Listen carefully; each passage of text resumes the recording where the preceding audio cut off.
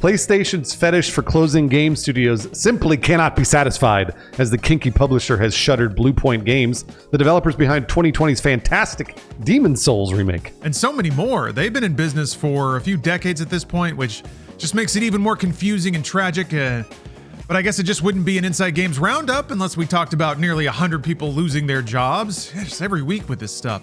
Although speaking of PlayStation, we may have a hint about the location for the next God of War game. Unless Sony manages to close that studio before they release the next game. Sheesh. It's not all doom and gloom. The long-in-development indie roguelike Mugenics is doing extremely well on Steam, and Ubisoft CEO Yves Guillemot has unveiled his 3-year plan to turn Ubisoft around from the mess that he, as CEO of that company, created in the first place. Company's got a plan. All you need is a plan, and you just got to execute on it. So let's kick off the news here by throwing to the one man that's somehow been laid off more than your average American game developer, Brian Garr. All right, in fairness, I have a terrible attitude and am not a team player, so it does make sense. All right, let's talk first about Sony. They are shutting down Bluepoint Games, as y'all mentioned, just 5 years after acquiring the Texas-based studio. In a note to staff on Thursday, PlayStation Studios head Herman Hulst said that the move comes amid an increasingly challenging industry environment, citing rising development costs, slowed growth, changing player behavior, and broader economic headwinds. So in the message that was viewed by Kotaku, Holst added, quote, "As a result, we will be closing Bluepoint Games in March." Herman Holst then went on to praise the team in the same email. He called Bluepoint, quote, "an incredibly talented team whose technical expertise delivered exceptional experiences for the PlayStation community, and thanked the studio for its creativity, craftsmanship, and commitment to quality," and then kicked them out the door. Kicked them out the door to make more room for stacks of gold bars, I guess. The closure comes despite a really strong stretch for PlayStation Studios. Turns out they're still making lots of money. Holst pointed to recent successes, including Ghost of Yotei, Death Stranding 2, On the Beach, Helldivers 2, and MLB The Show. Yeah, the money machine for Sony is still going brrr. They recently reported a 19% rise in quarterly PlayStation profits. That's a huge increase, and raised its forecast for the current quarter even as overall gaming sales were down year over year. So they have money. They're just don't want to give it to people. Yeah. Bluepoint was best known for its remakes, including the PS5 version of Demon's Souls. That was like its major launch title.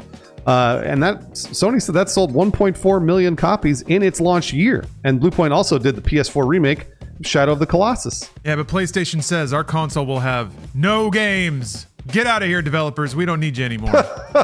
Turns out the studio had been working on a live service spin-off of God of War that was canceled in early 2025. Bluepoint also served as a co-development partner on 2022's God of War Ragnarok, and Bluepoint is now the third recently acquired studio that Sony has shuttered in less than 2 years. What the hell, guys? God.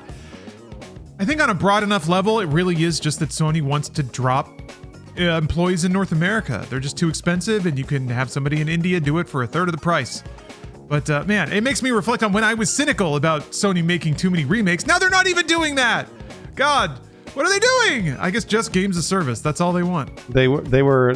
So when Jim Ryan was there, Jim Ryan was like, "We're gonna make 12 live service games," or whatever it was. He said something like 8. I don't know what it was. And they canceled 7 of them or something, because none of them were successful. They had Helldivers, and I think that was it, right? That was about the only one that they were making. Obviously, Concord was a terrible loss. They were doing a Last of Us live service game that was a disaster. They obviously bought Bungie, and Bungie's sort of in the tank. So it's like they are trying that. Maybe that's why their profits are going up, because they just keep laying people off. But yeah, it does feel like if you get rid of all these studio, what are you going to have? You're cutting off limbs here. It just seems like a terrible move. And Bluepoint is good. They've done good stuff for them. All right, let's talk next about God of War. The next stop for Kratos and Atreus might be ancient Egypt, at least if a new data mine is to be believed. Damn, that's a fun whole shredded pantheon for Kratos to start beating up. Yeah. This is according to a post on the God of War Ragnarok subreddit.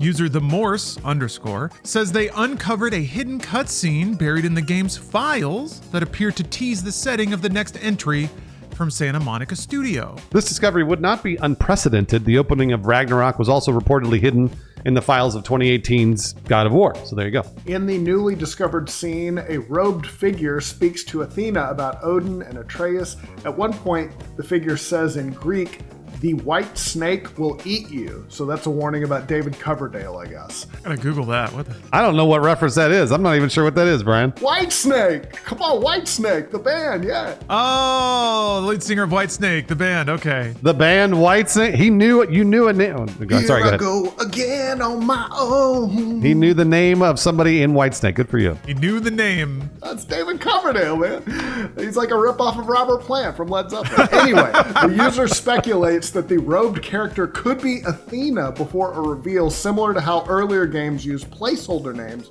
for major characters. Yes, this cutscene also reportedly features Atreus traveling to other pantheons with a character named Mao, who only says the word Mao. Is that a cat? Like, meow. The user notes that Mao is Egyptian for cat. There it is. And also a manifestation of the sun god Ra, further fueling the Egypt theory. In the scene, the robed figure tells Athena, "One failed us, one rejected us," which could reference Odin and Atreus, so we will see. I'm receiving news right now. They've just shut down that studio as well, so we're not going to be getting that video game. But they are making a live service title called Foam Stars 2, so hopefully you guys will be playing Foam Stars 2. As long as it gets Kratos at some point. Speaking of weird crossovers, Ubisoft is promising a reset. There's the future waters are going to be clear, nothing but money making. This is from an interview with Variety. CEO Yves Guillemot outlined a 3-year turnaround plan built around a new, quote, creative house structure and more than $200 million in additional cost cuts. Yeah, the company will split into 5 creative houses, including subsidiary Vantage Studios, with each unit responsible for its own brands and profit and loss. Ubisoft is doubling down on major franchises. Multiple titles are in development under Assassin's Creed, while Rainbow Six Siege is averaging 2.5 million daily players. And Rainbow Six Mobile launches worldwide February 23rd. 2 new projects are also in the works for Far Cry. Same playbook that every publisher goes down before they run out of money entirely, or like just overmine their brands, which they're on the ramp up. Yeah. At the same time, and this is the cut cost part, Ubisoft canceled 6 games, including the Prince of Persia: The Sands of Time remake, saying the cuts will help it focus on higher quality releases. Oh, I don't know about that one. Guillemot said the goal is a, quote, more focused, agile company after years of delays, pivots, and restructuring. Yeah, and all of this happens against a pretty turbulent backdrop for Ubisoft, to say the least. In January, they shut down their Halifax studio, they laid off 70 employees, canceled multiple projects, and they announced plans to reshape their headquarters into a leaner and focused organization through a voluntary departure plan. They said to all their employees, they said, please leave, please. We need you to leave. And then earlier this month, 1,200 employees, mostly in France, staged a 3-day strike in protest of those layoffs and broader restructuring.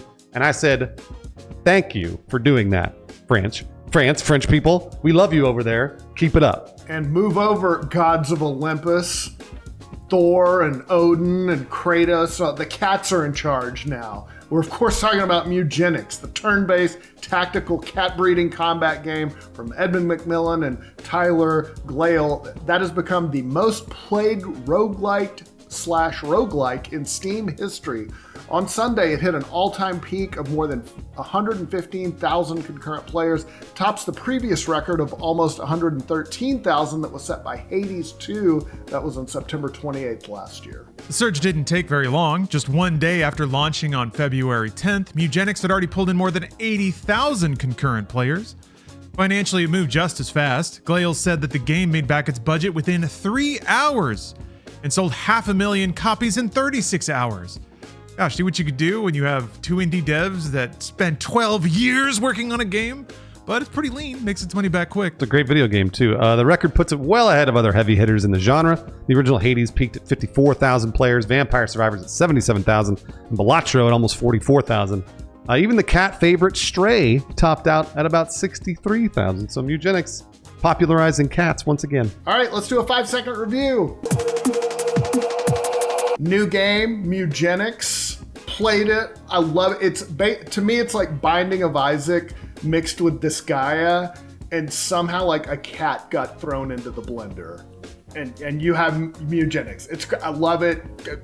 Just started it today. Can't wait to play more of it. Everything about it's great. No, it's terrific. It's really hard too. It's pretty normal for you to lose control of your cats over the course of a run, right? They just start doing whatever they feel like. Okay. I mean, it depends on their perks. Their perks are like, sometimes they'll be like, they have madness because they ate garbage or something, you know?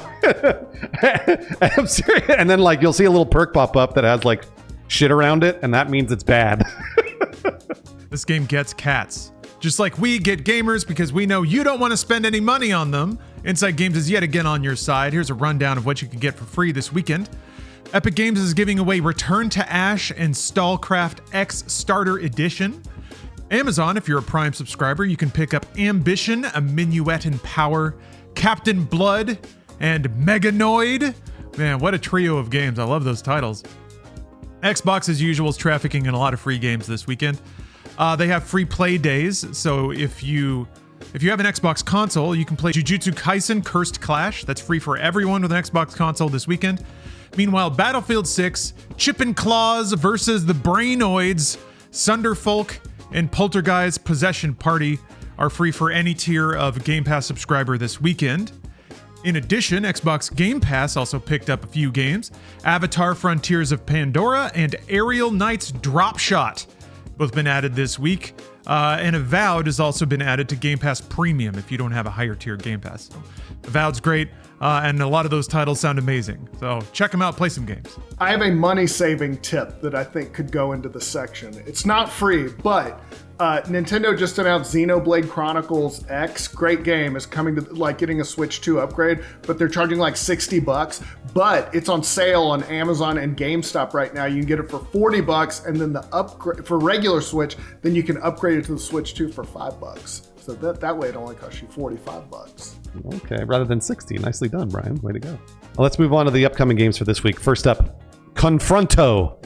A sci-fi roguelike auto battler. Build a powerful intergalactic starship by interlocking different technologies, then battle through a galaxy populated with other players' creations. Comes to PC February 23rd. Next up, Reigns, The Witcher. Adventure as Geralt through the ballads of Dandelion. Swipe right, swipe left. Seek glory, find death. Will you hunt monsters, upset the locals, or just run a hot bath? Compose an inspiring epic to claim immortality. Comes to PC, iOS, and Android February 25th. I feel like this should have been a Brian one. Next, we got Tales of Berseria Remastered. Tales of Berseria returns with enhanced playability and quality of life enhancements. Join Velvet on her journey for vengeance along with her cast of eccentric companions as they sail through the archipelago, which comprises the kingdom of Midgand. Or Midgand? You gotta play the game to find out. Tales of Berseria Remastered comes to PS5, Xbox Series, Switch, and PC on February 26th. Up next, Laysara, Summit Kingdom. Build and expand your very own settlements in high mountains. Carefully plan production chains and satisfy various needs of your three-caste society while dealing with mountain hazards such as weather breakdowns and avalanches. Are you skilled enough to make your town thrive? Comes to PC February 27th. And finally, Resident Evil Requiem. Requiem for the dead, nightmare for the living. Prepare to escape death in a heart-stopping experience that will chill you to your core. Comes to PS5, Xbox Series X and S, Switch 2, and PC February 27th. Ooh, I'm salivating over that one. Hey, thanks for watching Inside Games this week. Your support means that Brian will always have 5 seconds to review a 30-year-old game.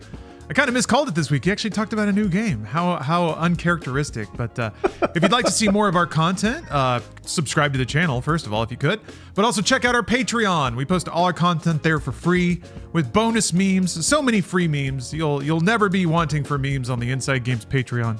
Although some folks support us through that Patreon, despite us just giving the memes away.